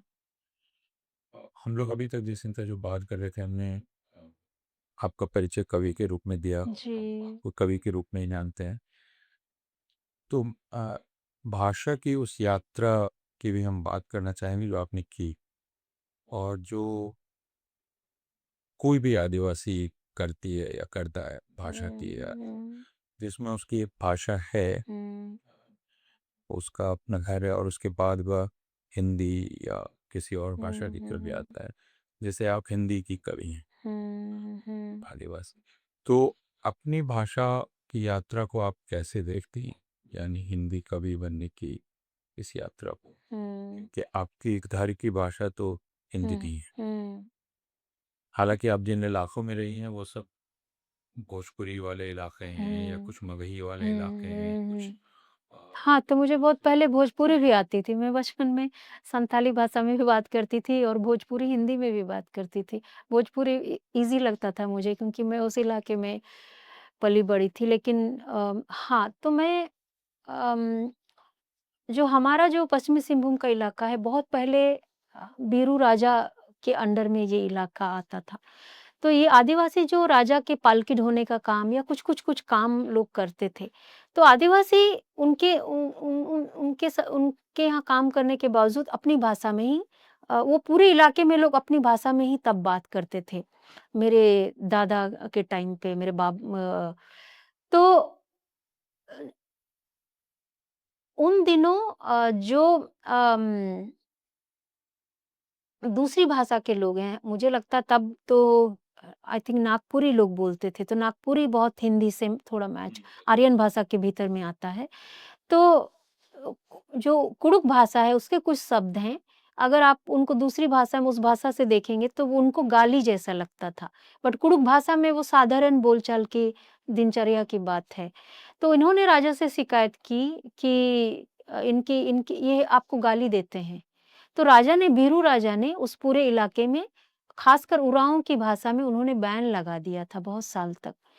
तो जो शुरुआत के कुछ पीढ़ी थे, उनको अपनी भाषाएँ छोड़नी पड़ी। तो हम बाद की पीढ़ी में लोग बहुत गिने-चुने लोग दबे मतलब दबी आवाज़ में अपनी भाषा बात जो बच्चों से बात करते थे। अदरवाइज़ वो धीरे-धीरे नागपुरी भाषा बोलने लगे। तो हम जब बड़े हुए तो हम नागपुरी भाषा में बात कर रहे थे। उसको वो आदिवासी सादरी बोलते हैं क्योंकि जो सदान है वो नागपुरी कहते हैं, लेकिन थोड़ा सिमिलर जैसा कुछ चीज़ें मिला के तो लोग सादरी तो हम सादरी भाषाओं में सादरी भाषा में हम बात करते हुए बड़े हुए। तो जब हम हिंदी पढ़ने लगे तो चूँकि ये भी आर्यन भाषा का ये में है, तो हिंदी हमको समझने में थोड़ा जल्दी वो हुआ। कुडुख से सीधे अगर हम हिंदी आते, तो वो हमारे लिए बहुत मुश्किल होता क्योंकि वो टोटली बहुत वो डिफरेंट भाषा है। तो हि स्कूल में हिंदी भाषा में ही चूँकि सारा साहित्य हम हिंदी भाषा में ही पढ़ रहे थे, तो कम उम्र में जब हमने लिखना शुरू किया या एक्सप्रेस करना शुरू किया, तो वो ज़ाहिर-सी बात है कि वो जिस भाषा में हम सोच रहे हैं, उसी भाषा में वो लिखना शुरू होगा। तो इस तरीके से हिंदी भाषा में मैंने लिखना शुरू किया और चूँकि हिंदी साहित्य ही सबसे ज़्यादा पढ़ रहे थे हिंदी भाषा में ही। लेकिन बाद में मुझे लगा चूँकि मैं सादरी भाषा भी बोल रही थी, तो मुझे वो बहुत सारे मेटाफर थे जो मुझे मेरे इलाकों का कनेक्ट करते थे। और बाद में मैंने जो दूसरा इलाका था, ये जो छत्तीसगढ़ और झारखंड का जो बॉर्डर वाला इलाका है, यहाँ पे एकदम शुद्ध उरांव को माने कुड़ुक भाषा लोग बोलते हैं। तो मैं उस जगह से इस जगह की मैंने यात्रा की और इस इलाके में रहना शुरू किया, ताकि मैं अपनी मातृभाषा की वो समझ पाऊँ कि ये हिंदी से कैसे अलग है और इसकी क्या ख़ासियत है और एटलीस्ट मैं सुन के समझ पाऊँ कि लोग क्या चर्चा कर रहे हैं, क्या बात कर रहे हैं। तो उस इलाके में रहने से मुझे एक मदद तो हुआ कि और साथ-साथ में मैं उस इलाके में रहने के साथ-साथ मैं उसका ग्रामर, उसके उसके बारे भाषा के बारे जानने की कोशिश कर रही थी। तो वो मुझे बहुत पूरा वो इस मुझे लगता है इसलिए वो पूरा आदिवासी जीवन दर्शन और भाषा ही इतना अलग है, क्योंकि हिंदी में जब हम लिखते हैं तो हमको स्त्री का एक सेट और पुरुष का एक सेट, एक व्याकरण दिखाई पड़ता है। अभी थर्ड जेंडर के लिए मालूम नहीं है क्या उसको किस ये में रखें। तो मैं जब अपनी भाषा में जा रही थी तो मैंने देखा कुछ चीज़ों को छोड़ के कुछ ही पुल्लिंग है और सारी की सारी चीज़ें स्त्रीलिंग है। तो आप सोचिए कि उनका देखने का और सोचने का तरीका कितना वो अलग होगा।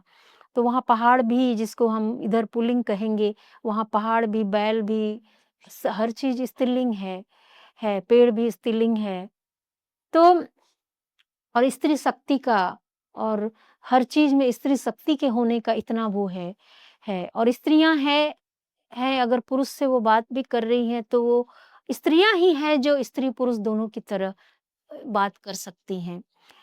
तो मुझे ये वो लगा कि एक भाषा के साथ जब हमारा रिश्ता ख़त्म होता है, तो कैसे हमारा सोचने का तरीका भी थोड़ा बदल जाता है या देखने का तरीका भी। तो वहाँ जब हम पुरुषों को भी देखेंगे तो हमें इस तरीके का डरने का भाव नहीं आएगा क्योंकि हमें लगता है दुनिया पूरा स्त्री है, तो पुरुष में भी वो शर्मिलापन और वो सारी चीज़ें देखने से वो लगता है बहुत प्रकृति के स्त्री-पुरुष दोनों निकट हैं। तो वो दुनिया को देखना बहुत अलग होता है और जब हम हायरार्की वाले दुनिया पितृसत्ताक दुनिया में आते हैं, तो हम देखते हैं कि यहाँ आदमी को देखने से इत कितने समय तक एज़ ए वुमन मुझे लगता है चूँकि मैं बचपना मेरा बिहार में बीता, आदमियों पे भरोसा करना और आदमियों को देख के डरना, वो इतना डर था मेरे भीतर, उस वो डर आई थिंक आदिवासी इलाका आते-आते ही हील हुआ, खत्म हुआ। तो मुझे लगता है कि हाँ, हालाँकि हम हिंदी में लिखते हैं और हिंदी भाषा चूँकि अब देश में हर आदिवासी समुदाय एटलीस्ट समझता है, तो हम अपनी बात बड़े पैमाने पे व्यापक तरीके से हम कर सकते हैं। फिर भी मुझे लगता है कि आदिवासी भाषाओं की जो खूबसूरती और ख़ासियत है और वो जो पर्सपेक्टिव और भाव बचा के रखता है, वो तो मुझे बहुत अद्भुत ही लगता है। तो मैंने ये क्या किया कि हिंदी भाषा लेखन के लिए मैं इस्तेमाल करूँ, लेकिन ये सारा पर्सपेक्टिव और दर्शन और ये भाव मैं उन भाषाओं से और उन इलाकों से लेकर आऊँ। तो इसीलिए हिंदी भाषा लिखने में प्रयोग होता है, लेकिन वो उस पितृसत्तात्मक समाज और उसके धारा को नहीं प्रेज़ेंट करता है। इसीलिए तो मैंने भाषाओं को इस तरह से इसलिए मैं उस इलाके में जाके समझना, रहना, जीना और भाषाओं का अध्ययन भी अपनी भाषाओं का भी शुरू किया, ताकि उसका भाव और उसके मेटाफ़र उसकी चीज़ें मैं इस भले हिंदी में लिखूँ, लेकिन वो चीज़ लेके आऊँ, ताकि किसी भी इलाके के आदिवासी जब पढ़ें, तो उन्हें महसूस हो कि ये हमारी कविता है। और मुझे लगता है ये बात बहुत हद तक हो पाया क्योंकि आज दुनिया के बाकी इंडिजिनस इलाकों में भी जब लोग पढ़ रहे हैं, तो उन्हें लगता है कि ये हमारी भाषा है। ये हमारा हमारा भाव है, ये हमारा दर्शन है। हुँ। तो अगर इसको इस तरह से समझा जाए कि हालाँकि आप हिंदी में लिखते हैं, लेकिन वो हिंदी एक बहुभाषिकता वाली हिंदी है, हुँ। जिसमें कुड़ुप भी है, संथाली भी हाँ, है हाँ। और अ, आप उसको सादरी सादरी यानी के भी ये शब्द भी है, उसमें तो हैं। उस हाँ, तो उसका उस हिंदी का स्वभाव वही नहीं है, वो नहीं है। जो हाँ, हाँ, वो पटना नहीं। वाले पटनावल हाँ, वालों हाँ। का हिंदी का स्वभाव है, बनारस वालों के हिंदी का स्वभाव है, या तो वह एक अलग किस्म की हिंदी है, जो हुँ, हुँ, हुँ। जिसमें जसिंता केरकेट्टा लिखती हैं। और इस वक़्त जो संघर्ष होता है, विशेषकर जब हम स्कूली शिक्षा को देखते हैं और उसके आगे की शिक्षा को देखते हैं और ये पाते हैं कि अंततः यह भाषाएँ जिनको आप आदिवासी भाषाएँ कहेंगी, हुँ, ये भाषाएँ सिर्फ़ संवेदना को बचा के रखने वाली भाषा हो जाती है। उसके आगे आप हिंदी में जाना है, अंग्रेज़ी में जाना है, हुँ, तो यह द्वंद्व आपके पास आप में भी आया होगा और ये द्वंद्व आम तौर पर भी है। हुँ, और यह खुद स्कूली शिक्षा को कितना प्रभावित करता है, यानी जब एक आदिवासी बच्ची स्कूल में आती है हुँ, अ, और उसका पहला सामना हिंदी किताब से होता है, हुँ, तो स्कूल उसके लिए फिर क्या होता है? हुँ, मेरी परसों या तरसों बात हो रही थी एक अध्यापक से जो बिहार के हैं, जहानाबाद, और उन्होंने बताया कि वो अविभाजित बिहार में थे, तो उनकी जो बहाली हुई वो आदिवासी इलाके में हुई थी और इसको लेकर वो बहुत अफ़सोस ज़ाहिर कर रहे थे कि उन्होंने जो वो 11 साल गुज़ारे वहाँ, हुँ, ईमानदारी से नहीं गुज़ारे। हुँ, हुँ, हुँ, हुँ, हुँ, उन्होंने कहा मुझे मन नहीं लगता था, वो अकेले का अध्यापक थे, बाद में एक शिक्षण मित्र आए। हुँ, मुझे लोगों ने मुझे बहुत मान दिया, प्यार दिया, लेकिन मेरे मन में एक अपराध बोझ जैसा है कि हुँ, मैं लगाव नहीं बिठा पाया। तो ये जो स्कूली शिक्षा है, जो लोगों को आधुनिक बनाती है, नागरिक बनाती है, हुँ, यह आदिवासी जीवन में किस प्रकार की भूमिका निभा रही है? हुँ, हुँ। तो स्कूली शिक्षा खासकर तो चूँकि जब आदिवासी मुझे लगता है स्कूली शिक्षा जो भारत का जो ढाँचा है, स्कूली शिक्षा है, वो आदिवासियों को अपनी आदिवासियत से तो बहुत काटती है। क्योंकि जब हम पढ़ रहे थे तो हमने कभी भी नहीं जाना कि अपने आदिवासियों का कोई इतिहास हमने कभी भी नहीं देखा।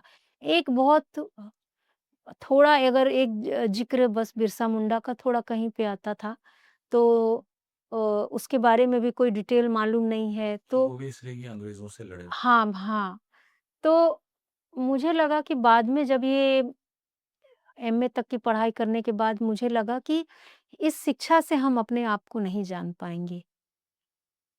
तो मैंने पढ़ाई छोड़ कर के और 2-3 साल पत्रकारिता के भी अखबार में नौकरी कर रहे थे, वो नौकरी भी छोड़ के मैंने वो यात्राएँ करने शुरू किया और उन भाषाओं के इलाकों में रहना भी शुरू किया और और साथ-साथ में स्व अध्ययन भी शुरू किया। तो मेरी जो भी आज तक समझ बन पाई वो स्व अध्ययन से ही बनी है, वो स्कूली और कॉलेज इसकी शिक्षा से भी नहीं बनी है। तो ये यहाँ का जो शिक्षा का ढाँचा है वो बस यही आपको तैयार करता है कि किस तरीके से आप किसी के लिए किसी के लिए आप काम कैसे करेंगे। इस ढाँचे में आप थोड़ा किसी के अंडर में आप काम कैसे करेंगे, लेकिन आपको बहुत आत्मविश्वास नहीं देता है। आप किसी के लिए कैसे गुलाम नौकर कैसे बनेंगे थोड़ा, उसी का बस वो देता है। ना सिस्टम की समझ आपको देता है, ना अपने आप की समझ देता है। तो वो जो आत्मविश्वास बिना पढ़े-लिखे आदिवासियों में ज़्यादा है, ज़मीन को लेके चाहे जंगल को लेके या एक विज़डम है, वो पढ़े-लिखे आदिवासियों में मुझे लगता है बहुत घाल-मेल है। ऐसे आदिवासी जिन्होंने अपना अध्ययन और मेहनत से अपने आप को एक्टिविस्ट के रूप में तैयार किया है, उ उनका समझ और बोली अलग है। है, लेकिन बहुत पढ़े-लिखे लोगों में ज़्यादा द्वंद है, क्योंकि फिर वो सत्ता की भाषा और जो बाहर से परिभाषा आ रहा है, उसी के बारे बात करते हैं और अपनी आदिवासियत या अपने इलाकों के बारे में बिल्कुल भी कुछ नहीं जानते हैं। जब वो बड़े शहरों में चले जाते हैं या विदेश चले जाते हैं या ऊँची नौकरियों में जाते हैं और जब वो थोड़ा भेदभाव झेलते हैं, तब उन्हें लगता है अच्छा हम आदिवासी हैं इसलिए हमारे साथ ऐसा हो रहा है, जैसे दलितों के साथ होता है। उसके पहले तक उनको भान भी नहीं रहता है कि हमारा एक आदिवासी पर्सपेक्टिव है हम तो ज़्यादातर जो पढ़े-लिखे आदिवासी हैं, उनका जो नज़रिया रहता है कि हम बस सर्वाइव कैसे करें, हम नौकरी कैसे कर पालें और इस मुख्य धारा में हम कैसे इनके साथ एडजस्ट करके हम सर्वाइव कैसे करें।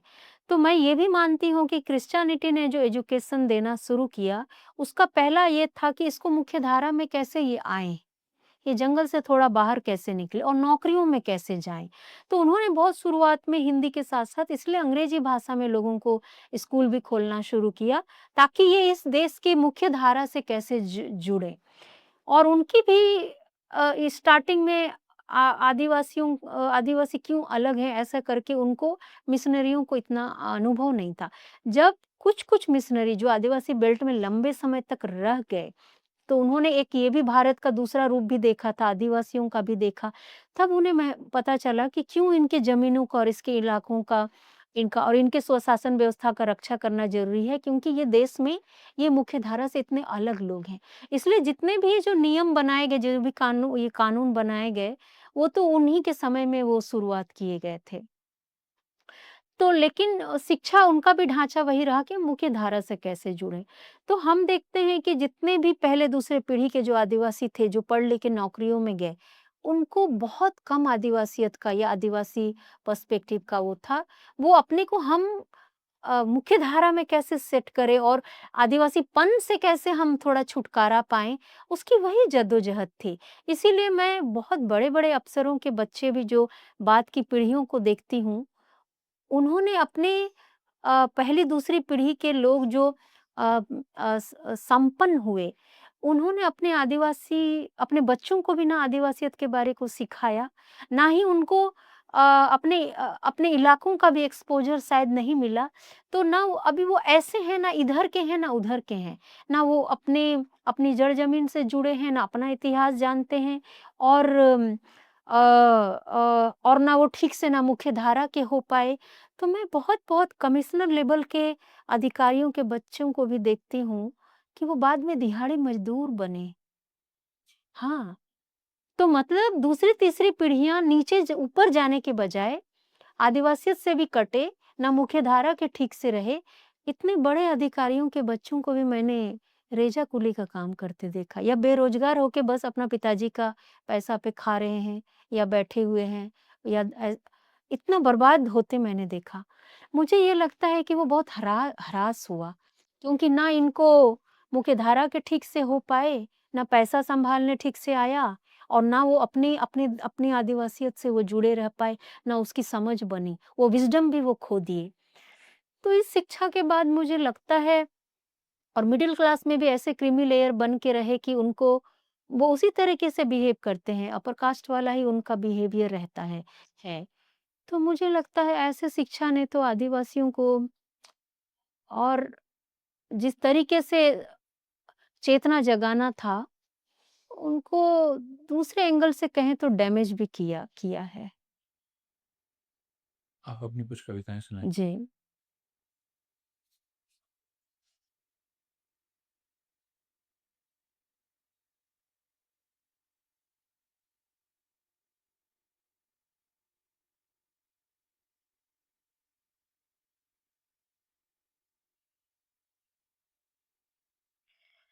शहर की भाषा। माँ-बाबा जंगल से जब शहर आए, उनके पास अपनी आदिवासी भाषा थी।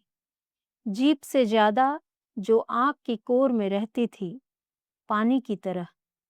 कोई भी पढ़ सकता था उनका चेहरा। पर इस शहर ने शहर की भाषा नहीं जानने पर जंगली कहा, उनका मज़ाक उड़ाया, उन्हें नीचा दिखाया। एक दिन हम बड़े हुए, माँ-बाबा ने गाँव की भाषा छिपा ली और शहर में ज़िंदा रहने के लिए हमें सिर्फ शहर की भाषा दी। पर इस शहर ने फिर अपनी मातृभाषा नहीं जानने पर हमारा मज़ाक उड़ाया, हमें नीचा दिखाया।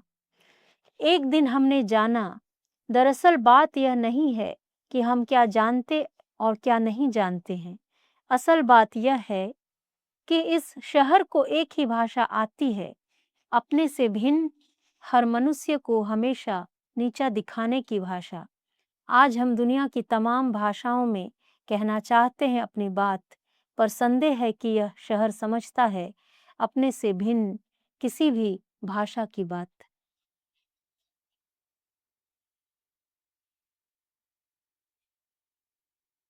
दूसरी एक कविता है मारे जाने के लिए। हथियारबंद पुलिस को जंगल में देख गांव के निहत्थे लोग भागने लगे। पुलिस ने कहा रुको, पर वे नहीं रुके। वे शहर की भाषा नहीं समझते थे। पुलिस ने झुंझलाकर गोली चला दी और कुछ लोग मारे गए। पुलिस जंगल की भाषा नहीं समझती, आदिवासी पुलिस की भाषा नहीं समझते। उस दिन बच गए गांव के लोगों ने सोचा, वे अपने बच्चों को शहर की भाषा सिखाएंगे ताकि वे मारे जाने से बच जाएं। जंगल में फिर हथियारबंद पुलिस आई। उनकी भाषा समझने वाले लोगों ने उन्हें देखकर पहले सवाल किया, पर इस तरह सवाल करने पर वे बंदूक की बट से फिर मारे गए। कुछ ने उनके सवालों का जवाब दिया, पर वे उनके मनमाफिक जवाब नहीं दे सके। वे नहीं जानते कि किस आरोप में वे जेल गए। कोई भी भाषा जंगल के आदमी को किसी भी अत्याचार से क्यों बचा नहीं पाती? वे दिन रात यही सोचते हैं। पर आज वे समझते हैं, दरअसल शहर की भाषा जानना या नहीं जानना जंगल में बचे रहने की शर्त नहीं है। जंगल में लोगों के मारे जाने के लिए जंगल में उनका होना भर काफी है। जैसे दुनिया के किसी भी कोने में किस्तों में मारे जाने के लिए एक आदिवासी का आदिवासी होना भर काफी है, जैसे अमेरिका में बच गए विस्थापित नेटिव अमेरिकन के मारे जाने या आजीवन जेल में होने के लिए उनका नेटिव होना भर काफी है, जैसे काले लोगों के मारे जाने के लिए उनका काला होना भर काफी है।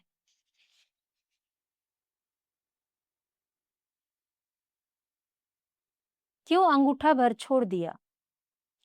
क्या करेंगे हमारे बच्चे शिक्षा में मिले आरक्षण का, जब जंगल में आज भी स्कूल गिरा गिरा दिया जाता है, गांव जला दिया जाता है और तोड़ दी जाती है उसकी अंगुलियां जो इस पर सवाल उठाता है।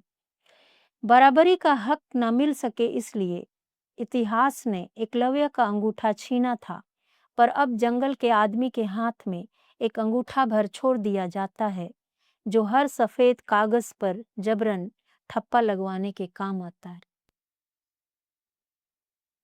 और इस संग्रह से प्रेम में पेड़ हो। पेरो न पढ़ो। जी।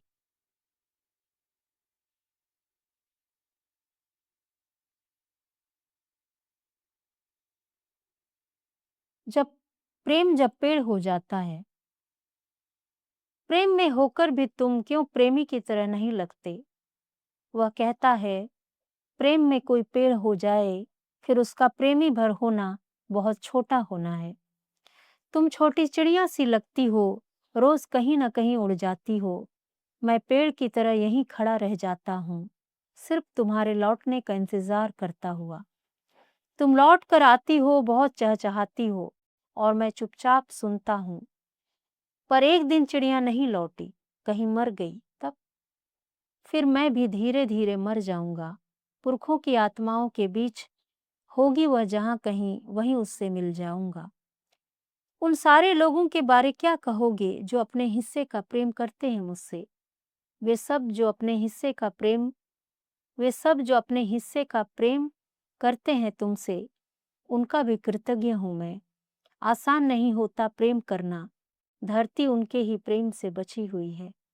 बहुत देर उसे देखती हूँ, सोचती हूँ, आदिवासी दुनिया में कैसे प्रेम भी पेड़ हो जाता है। मैं इसमें से और एक पढ़ूं? जी।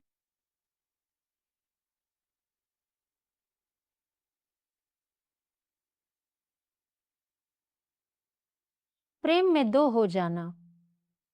प्रेम में आदमी क्यों एक हो जाना चाहता है? अपनी भिन्नता के साथ क्यों दो नहीं रह पाता है?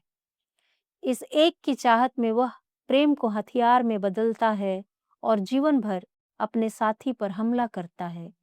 प्रेम कहाँ उसकी ताकत बन पाता है। इधर देश के प्रेम में कुछ लोग सबको एक कर देना चाहते हैं। जो एक ना हो पाए वे मारे जाते हैं। प्रेम के नाम पर सबको एक करने की चाहत में वे मनुष्य भी नहीं रह पाते हैं। हम प्रेम में हमेशा दो बने रहे, धीरे धीरे जाना और हर बार एक दूसरे को अद्भुत पाया। एक दूसरे की ताकत को सराहा, कमियों को रास्ता दिखाया। हमारे रास्ते अलग रहे पर हम साथ चले। कभी कभी लगता है वह मुझसे ज्यादा जानता है। मैं खुद को ठीक से जानने के लिए उस तक जाती हूँ और वह खुद को जानने के लिए मुझ तक आता है। बहुत ही अच्छा। और मैं चाहूँगा कि इस संग्रह से जड़ों की ज़मीन से मैंने जो कविता सुनी। चुनिए आपको नहीं। घास और फूलों के लिए। एक ऐसे शहर की तलाश में भटकना चाहती हूँ मैं पृथ्वी पर, जिसने घास और फूलों को बचाने के लिए झोंक दी हो अपनी पूरी ताकत। लड़ाई लड़ी हो कोई घासों के लिए, प्राण गंवाए हो कभी फूलों के लिए। जिसने जतन से बढ़ाया हो कोई पेड़, लोरी गाकर सुलाया हो चिड़ियों को। नदी को दे दिए हो सारे दरवाजे और हवाओं के लिए खोल दी हो बंद खिड़कियां। जिसने फतिंगों के सामूहिक नृत्य के लिए जलाए हो रात भर दिए और जुगनुओं को दे दिया हो सारा गाढ़ा अंधेरा।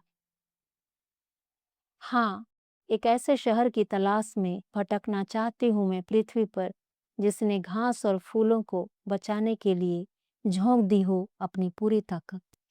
जी।